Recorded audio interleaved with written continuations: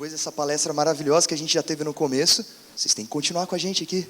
Permaneçam acordados, porque vai vir um monte de gente agora para falar, não só com os pós-doutorandos, mas também aqueles que estão aqui pegando esse evento e contribuindo com esse evento e tendo conhecimento a partir dos pós-doutorandos para fazer dessa manhã uma manhã incrível.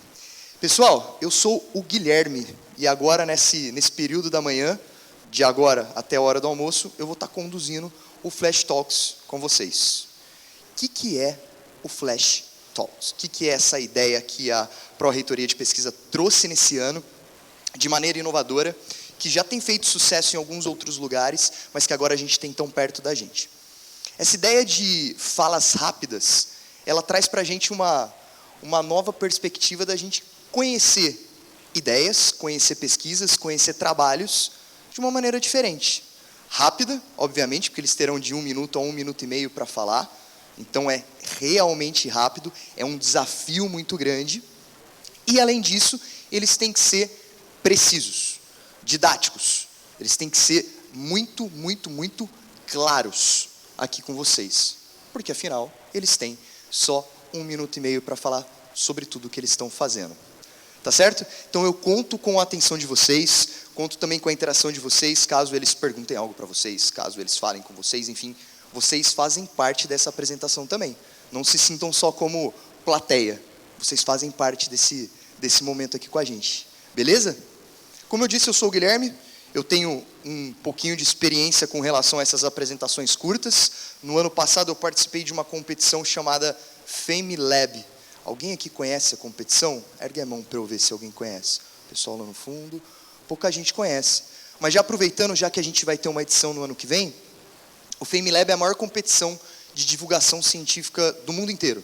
Então não participa só o Brasil, participam até 32 países espalhados pelo mundo. E a ideia nessa competição é explicar um conceito de maneira clara, de maneira precisa e de maneira carismática em até 3 minutos. 3 minutos. É um baita de um desafio. Eu fiz isso no ano passado, tive a oportunidade de ser o vencedor brasileiro e representar o Brasil lá na Inglaterra. Mas qual que é a importância disso, Guilherme? Por que a gente tem feito isso? Por que essas iniciativas da USP, da PRP, têm acontecido não só aqui na USP especificamente, mas no Brasil como um todo? A gente tem pensado muito nisso recentemente, principalmente para mostrar não só para nós, para os nossos pares. Nós falamos tanto de pares agora, nesse primeiro momento na manhã, mas também para falar para as pessoas, para o público em geral, da importância daquilo que a gente faz. Por motivos um tanto quanto óbvios na situação atual, onde a gente precisa mostrar a importância do nosso trabalho. A gente sempre precisou, mas atualmente precisamos mais ainda, não só para os pares, mas para aqueles que estão fora dos muros da academia, fora dos muros da universidade, para que a nossa pesquisa continue acontecendo na qualidade e da maneira como ela acontece. E é isso que eles vão fazer hoje. Tá certo? Então, fiquem empolgados, fiquem atentos, que a gente vai começar. Amanhã vai ser incrível. Eu tenho certeza que tem muita informação legal, que vocês vão gostar bastante. E para começar, para abrir os nossos trabalhos, o Gustavo já está preparado ali. E o Gustavo, ele vai trazer para a gente um tema, para mim, extremamente interessante e novo também. Ele vai falar sobre agricultura, mas não sob qualquer contexto. Ele vai falar de uma relação que acontece na agricultura. A relação entre o inseto e a planta.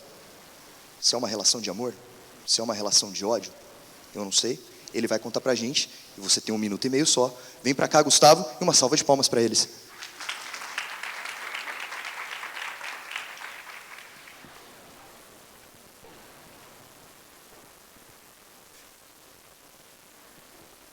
Já ganha um tempo? Pessoal, então, eu vou falar para vocês um pouquinho sobre a relação, vou falar sobre agricultura. Bom, eu vou falar sobre o potencial de novos hospedeiros para a Diaphorina citri, que é um psilídeo que ele é vetor de uma bactéria. Tá? Ele é uma bactéria, ele transmite uma bactéria para os citros, de modo geral.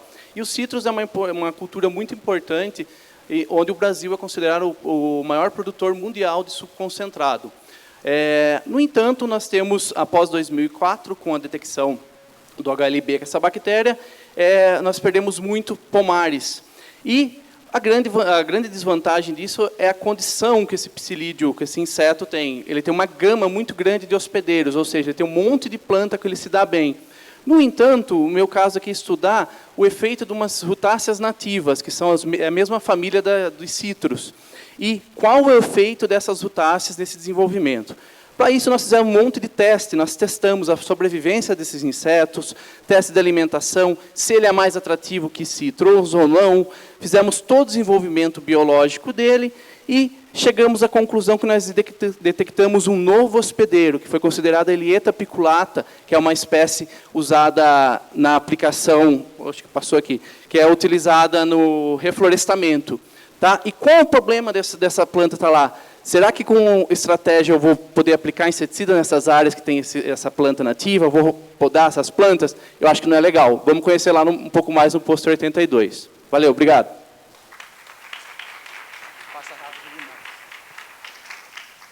E aí? Era uma relação de amor? Era? Não? Talvez? Não sei, eu não estava vendo ali, porque eu estava já perguntando quem seria o nosso próximo candidato, o nosso próximo palestrante de 1 minuto e meio aqui para a gente. E o nosso próximo palestrante, na verdade, é uma mulher, é a Ana. E a Ana vai falar para a gente sobre intersexualidade, um tema que também eu não conheço muito, e ela vai explicar, não só para mim, mas para vocês todos aqui, e de uma maneira especial, em 1 minuto e meio. Uma salva de palmas para ela. Bom dia, pessoal. O meu projeto de pós-doc surgiu de uma vontade minha de escrever um livro de ciências voltado para o grande público. Esse continua sendo um dos meus principais objetivos. O meu tema de pesquisa é intersexualidade. E eu já vou adiantando, é muito diferente da transexualidade. Boa parte dessa pesquisa eu entrevisto médicos e os pacientes do HC. E eu sempre me apresento do mesmo jeito para eles. Eu sou uma professora de física e não uma médica. Os primeiros resultados que eu tive mostraram que aprender ciências por causa de uma doença dentro de um hospital tem muitas semelhanças com aprender ciências dentro da sala de aula. E é por isso que eu acho que esse trabalho está valendo a pena. Eu, pelo menos, estou tendo essa noção. E, no final das contas, a gente usa todo um universo teórico para analisar esses dados, chamado de formação do espírito científico do bacharel. Eu já sei que vocês estão curiosos para saber o que é intersexualidade e que é diferente da transexualidade. Mas, para isso, vocês vão ter que olhar meu pôster e conversar comigo, que eu conto todos os detalhes. Até mais tarde. Obrigado. Muito obrigado, Ana. Fez até a propaganda, vocês estão vendo. Então, mais tarde, tem o pôster. Vai lá conversar com a Ana para ficar sabendo do que mais ela tem para falar sobre esse tema, que vocês viram, parece ser bastante interessante. E continuando a nossa manhã, agora eu vou chamar a Andréia. A Andréia vai falar de algo muito fofo, que eu gosto bastante, particularmente, que são os bebês, mas não de qualquer maneira. Ela vai falar sobre a motricidade orofacial, certo? Certo. 1 minuto e meio para você.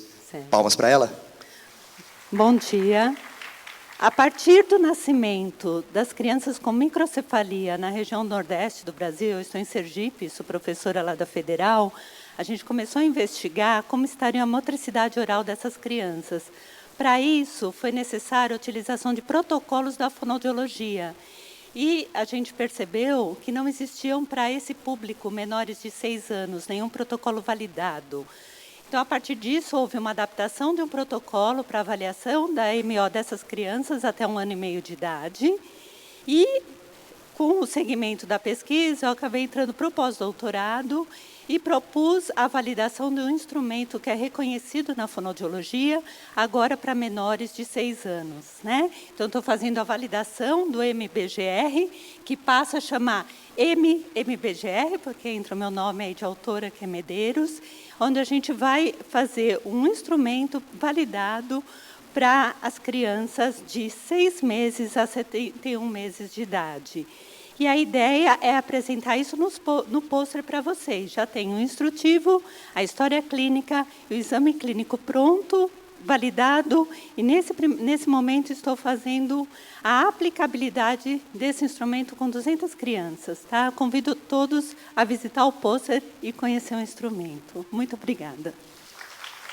Obrigado você, Andréia, por cuidar dos nossos bebês. o que é muito importante. Seguindo com as nossas apresentações, agora a gente vai falar de algo que também tem incomodado bastante a nossa vida, principalmente recentemente, nesse mês, com esse calor, que são os mosquitos. Não qualquer mosquito, mas um mosquito bastante específico que vou deixar para ela contar. A Camila vai falar para a gente sobre o controle de mosquitos. Camila, vem para cá e fala para a gente em 1 minuto e meio sobre esses mosquitos e como a gente pode acabar com eles, sei lá. Palmas para ela. Então, bom dia a todos. Eu vou falar um pouco sobre o trabalho que eu fiz. Eu faço pós-doutorado na Faculdade de Saúde Pública. E, como vocês devem imaginar, para fazer o controle do mosquito, casa a casa, procurando o criadouro, jogando inseticida, é muito trabalhoso, muito custoso e não é tão efetivo. Então, o objetivo do meu trabalho, que não está ali, mas ok, foi, a gente instalou 60 armadilhas numa região conhecida, em pontos específicos, e pegamos uma imagem de satélite dessa mesma região. E classificamos essa imagem de satélite em 10 categorias de tipos diferentes de uso do solo, entre asfalto, gramado, tipo de telha, árvore, etc. E fizemos o mapa com a distribuição da infestação dos mosquitos, através dos dados da armadilha. E cruzamos essas duas informações num modelo matemático, bayesiano, do tipo INLA, e a gente descobriu com essa modelagem que as áreas onde tem mais telhado de amianto, que é aquela telha eternite, que chamam, e laje, onde tem essas duas coisas, tem mais infestação de Aedes aegypti fêmea. Então, com esses resultados, a gente vai poder direcionar as equipes de controle para essas áreas específicas, diminuindo os custos e aumentando a efetividade. É isso. Muito obrigado, Camila, por cuidar dos mosquitos. Tá vendo? Se vocês tiverem a telha que ela falou, fique esperto, porque pode ter alguma coisa lá. Agora, vamos para um rapaz, o Gustavo. E o Gustavo também vai trazer algo bastante interessante para a gente. Sabe a sua saliva? Isso mesmo, que está na sua boca agora, que você está engolindo o tempo todo? Ela pode ser muito importante no diagnóstico do Alzheimer. Isso mesmo, aquela doença que faz a gente esquecer das coisas, entre outras coisas também. Gustavo, fala para a gente o que tem a ver a saliva com o Alzheimer. Bom dia. Vamos para ele. Eu me chamo Gustavo Alves, sou farmacêutico. O meu trabalho, desde o mestrado e doutorado, foi baseado em diagnóstico de Alzheimer pela saliva. A doença de Alzheimer é a demência mais comum entre idosos, equivale a mais ou menos 65% das demências. Depois tem frontotemporal, Lewy, Huntington, Parkinson, Creutzfeldt-Jakob, doença da vaca louca, etc. A doença de Alzheimer ela não tem uma causa fisiopatológica ainda totalmente estabelecida. Nós sabemos hoje, a ciência detectou que existem 2 proteínas que estão envolvidas com o processo de degeneração dos neurônios, que é a proteína tau, na forma hiperfosforilada, e a proteína beta-amiloide. O nosso trabalho busca identificar essas proteínas na saliva, já que hoje alguns trabalhos apresentam essa identificação no líquor e em frações do sangue, do soro. Conseguimos no doutorado demonstrar os níveis alterados dessas 2 proteínas na saliva e agora no pós-doc, eu faço lá na medicina lá em Ribeirão Preto, nós vamos estudar 180 pacientes, 60 abaixo de 60 anos, jovens, 60 acima de 60 anos sem a doença e 60 acima de 60 com a doença e vamos tentar demonstrar a possibilidade de diagnóstico preditivo. Só para que vocês saibam, a doença de Alzheimer ela começa a se formar, as placas, aproximadamente 30 ou 40 anos antes do diagnóstico. Em cerca dos 30, 35 anos de idade, alguém já poderia saber se vai ter a nossa doença daqui a 40 anos. Convido a todos a visitar lá meu pôster 93, diagnóstico salivar da doença de Alzheimer. Muito obrigado. Obrigado, Gustavo. Mais um que fez a propaganda, não esquece, ele vai estar lá falando, então, não só o Gustavo, mas os outros palestrantes também, entre outras pessoas que vão estar mostrando para a gente os trabalhos num outro formato, que é o formato do pôster, que a gente acha até um pouco mais fácil às vezes, porque a gente conversa com uma pessoa só, ou 2 no máximo, mas às vezes é até mais difícil. Mas eu tenho certeza que eles estão se desdobrando aqui para trazer a informação toda que está lá no pôster dessa maneira diferente para vocês. E seguindo, pessoal, agora a Lígia vai falar de uma técnica que tem um nome um pouco mais difícil, que é a eletromiografia. E ela vai falar de várias técnicas de eletromiografia para a gente. Lígia, fica à vontade, você tem 1 minuto e meio para falar para todo mundo. Palmas para ela. Bom dia a todos, meu nome é Lígia, eu sou pós-graduanda do Departamento de Eletromiografia, Dr. Matias Witt. Vim falar para vocês um pouquinho sobre o que nós fazemos no nosso departamento. Na verdade, nós fazemos uma avaliação geral do sistema estomatognático, utilizando técnicas de eletromiografia de superfície nas condições posturais e de mastigação. Utilizamos também ultrassom para a mensuração do tamanho dos músculos, seja ele qual for. Utilizamos o gnatodinamômetro para avaliação da força de mordida, assim como o T-scan para análise da força oclusal e o IOP para investigar a questão de pressão de língua, bochecha e lábios. Toda essa tecnologia ela é aplicada tanto em pacientes que não possuem doença alguma, como em pacientes que possuem esclerose lateral amiotrófica, osteoartrose, osteoartrite, ELA e também outras doenças crônico-degenerativas, como Parkinson e outras. Convido a vocês para participarem de o que vocês quiserem saber sobre as doenças e as tecnologias aplicadas no nosso laboratório, posso explicar para vocês. Obrigada. Muito obrigado também. Os palestrantes estão bons, não estão? Falando bem, estão claros, mostrando para a gente o que eles estão pesquisando e quanta coisa interessante nós temos feito na universidade. Eu tenho certeza, vocês estão dentro desse mundo, mas quanta coisa a gente não pode também contar para as outras pessoas e levar lá para fora da universidade, para todo mundo ficar sabendo o quão importante é tudo isso, o quão importante é o nosso desenvolvimento científico. E continuando na nossa fila de Flash Talks, agora a Lise vai falar de algo que eu gosto bastante, que eu gosto muito de CSI, sabe? E todos esses programas que são parecidos, onde tem um policial e sempre tem um caso de polícia e sempre eles descobrem muita coisa por autópsia. A Lise vai falar de autópsia, de técnicas e novas técnicas de autópsia, mas numa neoplasia específica ou num tipo de neoplasia específica. Vem para cá, Lise, e conta pra gente em 1 minuto e meio tudo isso. Palmas para ela. Bom dia, pessoal. Eu fui convidada para trabalhar numa área totalmente diferente da minha, que é a autópsia. Eu trabalhava com qualidade de vida em profissionais do sexo e, de repente, fui parar na área de autópsia. Totalmente diferente. Então, a gente começou, como dizem, no início. E a gente foi traçar primeiro o perfil sociodemográfico das pessoas que eram autopsiadas no serviço de verificação de óbitos da capital, para a gente ter uma ideia se era o mesmo perfil que a gente tem de neoplasias no mundo inteiro, e é bem semelhante. A imagem não ficou muito boa, mas vocês podem ver melhor lá no pôster 95, já fazendo a propaganda. E a gente pôde perceber que, então, ainda nos autopsiados, ainda tem um aumento de câncer de pâncreas e de pulmão. E o que leva um médico que a pessoa já tem um diagnóstico de câncer, o que faz ele encaminhar essa pessoa para um serviço de verificação de óbitos? Vocês têm ideia de como é uma autópsia? Alguém aqui tem ideia? Ninguém? Bom, então eu vou explicar bem rapidinho, que é um pouquinho cruel. A gente precisa fazer uma incisão aqui no abdômen todo, retiram-se todos os órgãos, desculpe a palavra, mas a gente precisa fatiar para poder analisar os órgãos, coloca tudo aqui dentro, sutura. A mesma coisa é feito com a calota craniana. A gente abre, solta até essa região, serra a calota craniana, retira o cérebro, vê o que tem, volta para lá, sutura tudo. Isso tudo é muito doído no momento de luto. Então, o que leva um médico a encaminhar uma pessoa para ir para a autópsia sabendo que ela já tem uma neoplasia e muitas das vezes ela é sólida? Se ela é sólida, é mais fácil de identificar. E a gente viu, numa subamostra dessa que a gente usou, o DataSUS, numa subamostra por um tipo de técnica diferente, chamada autópsia verbal, que 66% de quem já tinha diagnóstico em vida foram encaminhados para a autópsia. E a gente ainda estuda a autópsia guiada por tomógrafo, pelo ultrassom e a autópsia verbal. Quem quiser saber mais disso, me encontra lá no pôster 95 daqui a pouco. Obrigada. Muito obrigado. Assistirei às séries do Netflix agora com outros olhos. Para todos vocês também.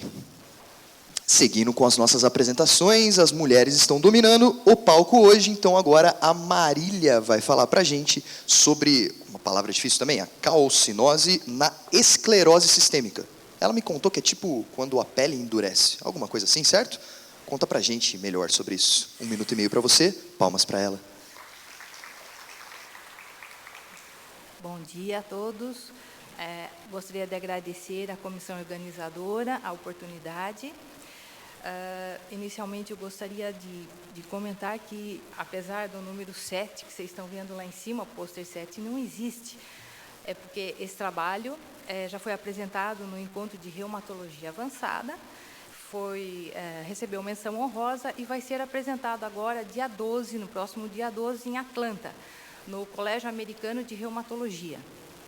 Então, gostaria simplesmente de comentar que a calcinose é uma manifestação da esclerose sistêmica, não atendida, ainda não há um tratamento consolidado, que o objetivo desse trabalho foi comparar e analisar aspectos clínicos, laboratoriais, em mulheres pareadas, com esclerose sistêmica da forma limitada, com e sem calcinose.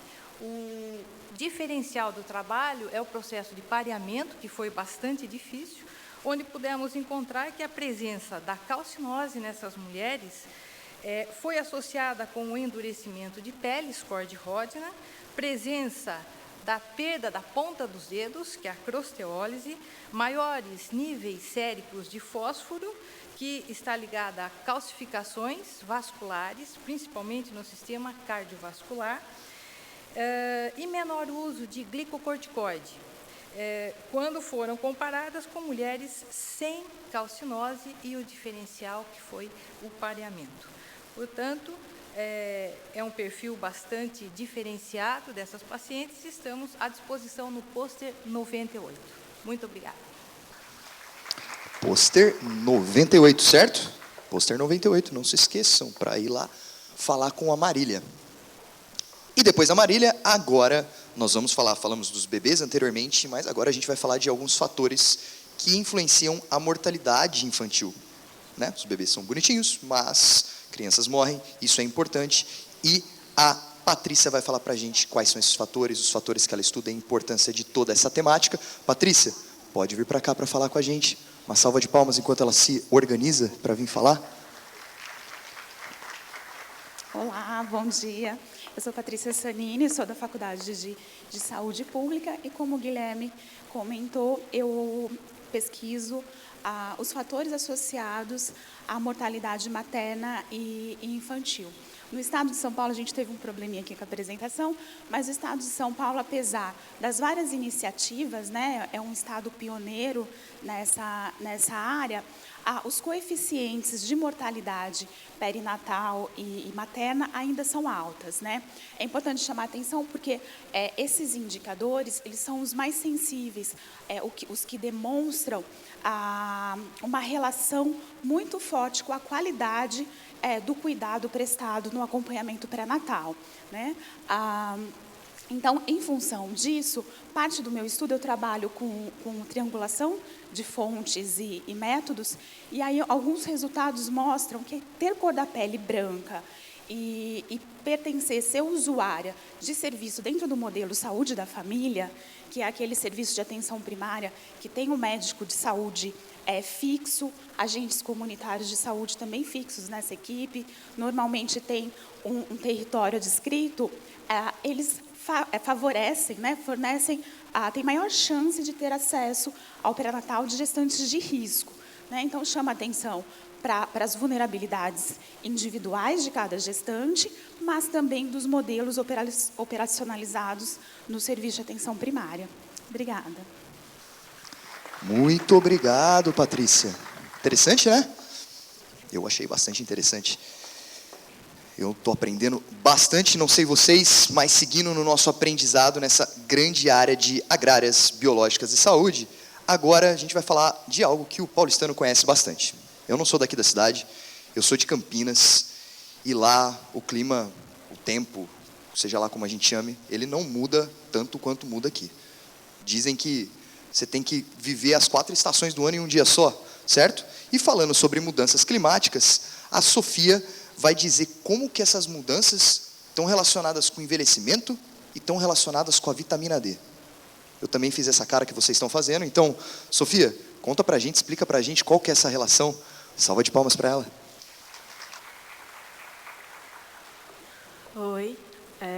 se consigo.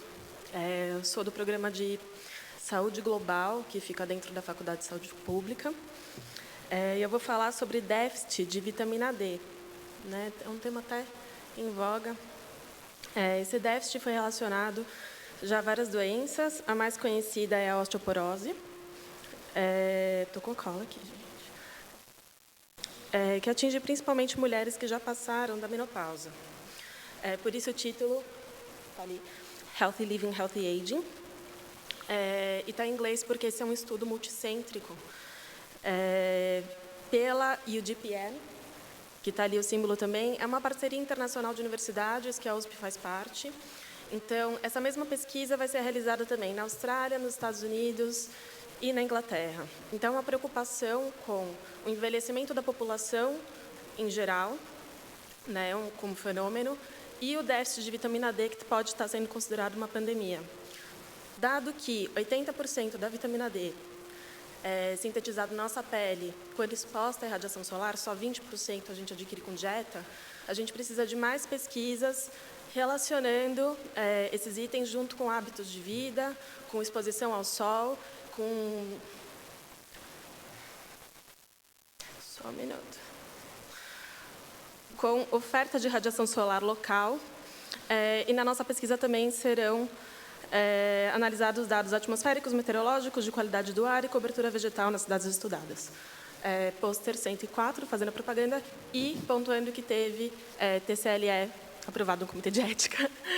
Obrigada. Muito obrigado, Sofia. Importante frisar. Então quer dizer que a gente tem que tomar sol. É isso? Tem que ir para a praia.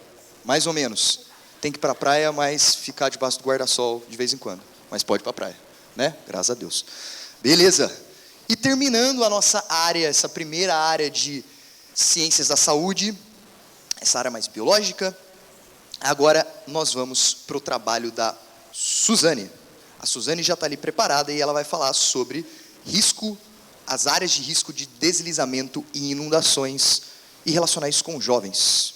Eu sei, é um tema bem próximo da gente muitas vezes e ela vai explicar muito melhor do que eu. Suzane, a palavra é sua. Obrigada. Bom dia, pessoal. Meu nome é Suzane, sou pesquisadora da Alemanha. Vou falar em português, tomara que dê certo. Estou fazendo minha pesquisa com a Universidade de Birmingham, na Inglaterra, e a USP aqui, sobre o papel muito importante dos jovens, porque a gente sempre esquece, às vezes, na pesquisa, o papel dos jovens e o conhecimento deles. Vou trabalhar com grupos de 14 a 18 anos em áreas de risco urbanas.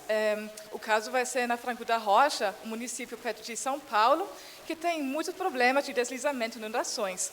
Vendo a chuva de ontem à noite, eu comecei a entender mais essa problemática. Mas eu acho que não só uma questão de vulnerabilidade, mas os jovens também têm muito potencial como agentes do presente e do futuro, né, para reduzir a vulnerabilidade deles e também integrarem suas ideias nas políticas públicas e também estratégias educativas. Então, a gente está propondo um estudo sobre práticas sociais deles e conhecimento local, numa abordagem colaborativa, abordando temas do nexo alimentos, água, energia, porque eles moram numa situação muitas vezes bem precária, né, de acesso a recursos, e também o tema de deslizamentos, mas como um foco mais preventivo, né, para realmente ver eles como agentes para melhorar também a vida nas suas comunidades e a vida deles. Então, muito obrigada, estão bem-vindos a visitar o pôster 106. Obrigada. Obrigado você. Espera aí, Suzane. Fala o título da sua pesquisa em alemão. Você consegue falar para a gente? Difícil, né? Só uma palavra do título em alemão, só para eu saber. Alemão? Quase nem sei, né? Seria... mais ou menos. Mais ou menos, nossa. Katastrophenschutz und der Nexus zwischen Wasser, Energie und Ernährung. Rapaz, muito obrigado. Palmas de novo, porque isso é incrível. Eu assisto uma série que chama Dark. Vocês estão vendo que eu passo muito tempo vendo Netflix. E a série é em alemão. Eu não entendo absolutamente nada e parece que eles estão brigando o tempo todo. Mas incrível como ela fala português. Parabéns, viu, pela sua pronúncia. A gente sabe o quanto é difícil ter que falar em outra língua. Para todos os pesquisadores que estão aqui, geralmente tem que falar em inglês nos outros lugares. Imagina falar a nossa língua, que particularmente eu acho tão difícil. Finalizamos o nosso primeiro grupo de apresentações e nós vamos agora para o grupo das ciências exatas e ciências de engenharia, ou as engenharias. Nesse grupo, eu vou chamar para vir aqui para frente o Éder, o Ian, o Igor, o José Miguel, a Luana Moraes, a Ana Paula Ferreira e o Rooney, não sei muito bem como fala. Nós temos 1 minuto, fiquem aqui que a gente já vai iniciar o próximo bloco.